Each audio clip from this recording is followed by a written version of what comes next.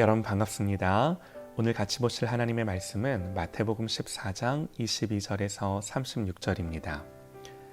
예수께서 즉시 제자들을 재촉하사 자기가 무리를 보내는 동안에 배를 타고 앞서 건너편으로 가게 하시고 무리를 보내신 후에 기도하러 따로 산에 올라가시니라.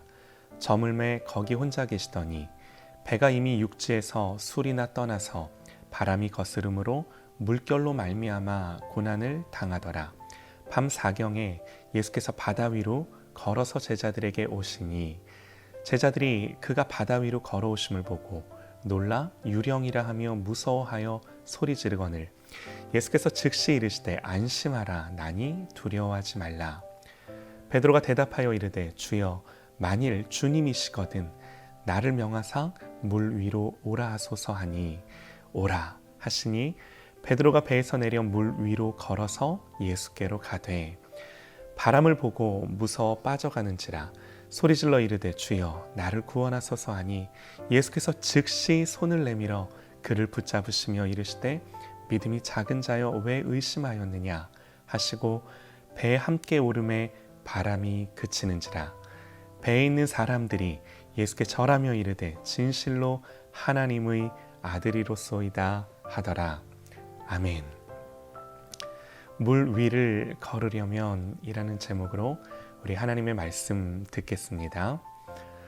어떤 분들은 예수 믿고 신앙생활할 때 세상과 적당히 타협하며 안주하고 자기 생각 너머에 있는 것들을 전혀 해보려 하지 않는데요. 또 어떤 분들은 믿음의 도전에 순종하고 끊임없이 깊어지고 성숙을 도모하며 주님을 향해 자라가는 분들이 계세요. 우리는 후자의 사람이 되어야겠죠. 오늘 말씀은 단지 예수님께서 무리를 걸으셨다라는 기적이 아니라 그러한 믿음의 성숙으로 초대하는 말씀입니다. 참된 예수님의 제자가 되기 위해 우리가 따라가야 하는 것이 무엇인지 보여주는 말씀인 거죠. 오늘 사건은 오병이어 사건 이후 예수님은 제자들을 배를 태워 갈릴리 바다 건너편으로 가게 하시고 주님은 혼자 산에 기도하러 올라가시는데요. 그렇게 주님이 산에서 기도하는 동안에 제자들은 노를 저어 바다 건너편으로 가고 있었습니다. 그런데 문제가 생겼습니다. 폭풍이 일어나고 파도가 거세진 거예요. 그런데 그때 예수님 바다 위를 걸어서 제자들에게 오셨습니다. 우선 이 사건의 발단은 22절입니다. 예수께서 즉시 제자들을 재촉하사 자기가 무리를 보내는 동안에 배를 타고 앞서 건너편으로 가게 하시고, 그러니까 주님이 제자들을 보내신 거예요. 그것도 재촉하시면서 제자들은 그 말씀에 순종하고 건너편으로 가는 도중이었죠. 우리가 여기서 두 가지를 알 수 있는데요. 주님께 순종으로 한 일 가운데도 얼마든지 풍랑을 만날 수 있다는 것, 또 그러나 그렇게 풍랑을 만났다 하더라도 반드시 주님 찾아와 주시고 역사해 주신다는 것, 우리가 이 두 가지를 기억해야 합니다. 이 사건을 마가복음에서는 이렇게 기록을 합니다. 바람이 거스름으로 제자들이 힘겹게 노젓는 것을 보시고 밤 사경쯤에 바다 위로 걸어서 그들에게 오사 지나가려고 하심에, 예수님 보셨어요. 보시고 중요한 표현이 나옵니다. 지나가시다. 이 지나가신다는 표현은 출애굽기에서 하나님 모세를 만나실 때 내 영광이 지나갈 때에 내가 너를 반석 틈에 두고 내가 지나가도록 내 손으로 너를 덮었다가 손을 거두리니 네가 내 등을 볼 것이요 얼굴은 보지 못하리라. 그리고 열왕기상에서도 엘리야에게 여호와께서 이르시되 너는 나가서 여호와 앞에서 산에 서라 하시더니 여호와께서 지나가시는데 여호와 앞에 크고 강한 바람이 산을 가르고 바위를 부수고, 이 지나가신다는 표현은요, 이렇게 하나님께서 사람 가운데 임하실 때 쓰였던 표현이에요. 우리는 이걸 뭐라고 그러나요? 임재다 그러죠. 하나님의 임재. 이 지나가신다는 것이 하나님의 임재예요. 여러분 믿으시기 바랍니다. 예수님을 믿는다는 건요, 풍랑이 없는 것이 아니라 주님이 풍랑을 뚫고 우리 가운데 임재해 주시는 거예요. 이게 우리가 예수님을 믿는다라는 거예요. 그런데 문제는 뭔가요? 26절입니다. 제자들이 그가 바다 위로 걸어오심을 보고 놀라 유령이라 하며 무서워하여 소리 지르거늘. 주님이 오셨는데, 그렇게 임재해 주셨는데도 불구하고 우리가 주님을 알아보지 못합니다. 주님이 찾아와 주셨고 옆에 계셨지만 발견하지 못하고 깨닫지 못하는 거죠. 그때 주님이 말씀하세요. 뭐라고 말씀하시나요? 안심하라, 나니 두려워하지 말라. 주님을 보지 못하다가 그 말씀 앞에 반응하는 거예요. 주님을 깨닫지 못하다가 그 말씀 앞에 반응하는 사람이 오늘 있는데요. 누구죠? 베드로예요. 잘한 거죠. 사랑하는 여러분, 내 삶에 풍랑이 일 때, 주님이 안 계시다고 느낄 때 말씀이 들려져야 되는 줄 믿습니다. 오늘 베드로에게 말씀이 들려졌을 때 베드로가 주님이신 걸 깨달아요. 이 말씀이 들려져야 믿음이 일어나고, 그리고 믿음이 일어나야 주님이 보이기 시작합니다. 말씀을 듣고 주님이 함께 하심을 깨닫는 저와 여러분 되시기를 소망합니다. 그래서 늘 말씀을 가까이 하고 이 말씀을 보고 듣고 읽고 묵상하는 것이 너무나 중요한 거예요. 그 주님의 음성을 들었던 베드로는 그가 한 번도 경험해 보지 못했던 놀라운 성숙과 믿음의 자리로 나아가기를 소원하는데요. 28절에 주여 만일 주시어든 나를 명하사 물 위로 오라 하소서. 두려운 곳이지만 여러분, 그러나 말씀을 듣고 깨닫는 게 뭐예요? 거기에 누가 계세요? 주님이 계세요. 말씀을 듣고 거기에 주님이 계시다라는 것을 베드로가 깨달아요. 그리고 주님도 또 말씀해 주세요. 오라, 오라. 그런데 지금 풍랑이 일고 있습니다. 내 생각에 가장 안전한 곳이 어디인가요? 그래도 배 안이에요. 배 밖은 정말 위험합니다. 배 안에 있으면 그래도 안전합니다. 배만 부서지지 않는다면 그래도 안전을 보장받을 수 있는 곳입니다. 그런데 이건 우리의 착각이죠. 세상의 거센 풍파는 우리가 안전하다고 느끼는 그 모든 것을 삼키고도 남습니다. 여러분, 우리의 안정감이 어디에 있나요? 우리의 안정감, 때로는 물질에 두기도 하고요. 때로는 여러 상황과 환경들 속에 안정감을 느끼면서 살아가려고 합니다. 그런데 여러분, 우리가 알아요. 거기에 우리의 인생을 세울 수 없다는 걸. 거기에 우리의 자녀와 우리의 가정을 세울 수 없다는 걸. 여러분, 열심히 그렇게 우리가 세워가면서도 불안하지 않나요? 그렇게 세우려 하지만 여전히 여러분, 우리의 인생 속에 무너짐을 우리가 경험하지 않나요?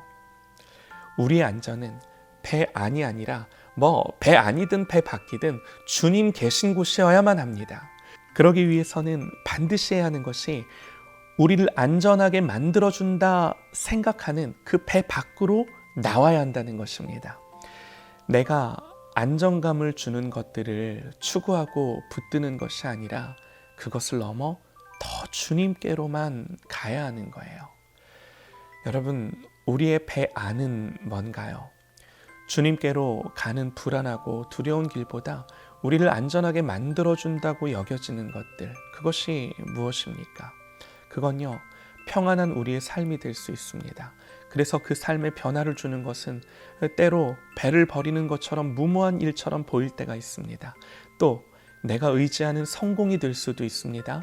이제까지 나를 안전하게 해주고 평안하게 해주었던 직장에서 사업에서의 성공이 우리의 배가 될 수도 있는 거죠. 때로는 사람과의 관계가 우리의 배가 될 수도 있습니다. 또 물질이 우리의 배가 될 수도 있습니다. 학업적인 성공과 스펙이 배라고 여겨져 그것들을 추구하고 살아갈 때도 있습니다. 그러나 풍랑은 언제라도 그것들을 부술 수 있는 거죠. 언제라도 그것들을 침몰시킬 수 있는 거죠. 이때 우리에게 필요한 게 뭔가 다른 게 아니에요. 주님 계신 곳으로만 가야 해요. 더 주님께만 가까이 가야 해요. 오늘 베드로가 주님의 말씀 앞에 도전하고 순종하고 바다를 걸어 주님을 향해 갑니다. 얼마나 놀라운 일인지 모릅니다. 배 안에 있던 사람들은 아마도 신기한 눈으로 바라봤을 것입니다. 와, 베드로가 걷고 있네. 배 안에 있는 동료들은요, 단지 그가 걷는 것을 지켜볼 뿐입니다. 그러나 여러분, 우리가 지켜보는 사람 되지 말고요, 베드로와 같이 걸어 나오는 사람들이 되시기를 소망합니다. 주님의 말씀을 부여잡고 그분께로 나아갈 때 우리의 모든 안정감들을, 우리가 추구했던 그 모든 것들을 내려놓고 더 주님을 추구하는 저와 여러분 되시기를 간절히 소망합니다. 저에게 있어서 이 한 해를 돌아보면요, 그래도 감사한 것이 이렇게 주님 말씀 앞에 무리를 걸어간 것 같아요. 부족하지만. 그런데 또 안타까운 건요, 그렇게 가다가 풍랑과 파도를 보고 두려워하며 낙심하며 바다에 빠지기도 했던 것 같습니다. 그런데 여러분, 이렇게 우리의 인생을 살면서 여러분, 우리가요, 물속에 빠질 때가 있죠. 허우적거릴 때가 있습니다. 그 파도를 보고 반대에 부딪힐 때, 우리의 뜻대로 일이 풀리지 않을 때, 주님 따라 헌신했는데 결과가 좋지 않을 때, 노골적으로 반대하는 자들이 있을 때, 핍박과 조롱이 있을 때 의심이 몰려옵니다. 아, 내가 괜히 시작한 건 아닌가. 그런데 그때 주님이 손을 내밀어 베드로의 손을 잡으시면서 말씀해 주세요. 믿음이 적은 자야, 왜 의심하였느냐. 물론 여러분, 이 말씀이 책망하시는 말씀일 수도 있는데요, 저는 이 말씀을 보면서 주님이 물에 빠져 허우적대는 베드로를 향해 지금 화를 내시며 꾸짖으시며 책망하신다고 생각지 않습니다. 질타의 목소리로 이 말씀이 들리지 않습니다. 오히려 반대로 그가 왜 빠졌는지를 설명해 주시는 예수님의 모습으로 보입니다. 베드로야, 의심해서 빠진 거야. 왜 의심했니 베드로야? 그러면서 31절에요, 예수께서 즉시 손을 내밀어 붙잡으시며. 여러분, 우리가 이렇게 순종해서 주님의 제자로 부름받아 가는데 바람 소리가 크게 들리고 파도 소리가 크게 들리고 풍랑이 일고, 저의 목회도 그런 것 같아요. 그래서 낙심하고 주저앉고 실망하고 물에 빠져갈 때가 있습니다. 그럴 때가 있어요. 그런데요, 그 빠져가는 모습을 오늘 주님이 보시고 즉시 손을 내밀어 잡아주십니다. 여러분, 우리는요, 이걸 믿고 가는 거예요. 이걸 믿고 주님이 계신 곳이니까, 주님과 함께하는 일이니까, 혹시 우리의 믿음 부족해서 처음 배에서 나올 때 그 마음 잊어버리고 물에 빠져가는 것 같아도, 주님이, 저와 여러분은 빠져도 주님은 그런 저와 여러분의 손을 붙들어 주시는데 즉시 붙들어 주시는 줄 믿습니다. 이런 주님을 믿고 혹시 올 한 해 중간중간 우리가 빠졌어도 여러분 다시 건져 주셨기에 우리가 여기까지 온 거 아닌가요? 새롭게 맞이하는 새해에도 계속해서 믿음으로 주님이 계신 바다로 뛰어내려 더 주님을 향해 가까이 갈 수 있는 저와 여러분 되시기를 간절히 소망합니다.